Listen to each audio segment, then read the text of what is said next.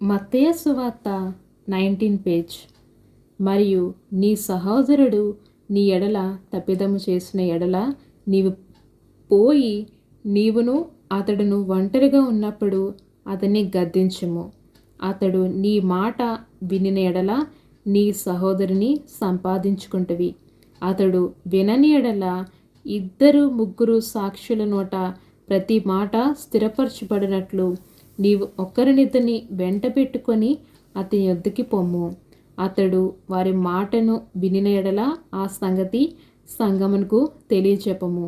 అతడు సంఘపు మాటయు వినని ఎడల అతని నీకు అన్యునిగాను సుంకరిగాను ఎంచుకొనము. భూమి మీద మీరు వేటిని బంధింతురో అవి పరలోకమందును బంధింపబడును. భూమి మీద మీరు వేటిని విప్పుదురో అవి పరలోకమందును విప్పబడునని మీతో నిశ్చయముగా చెప్పుచున్నాను.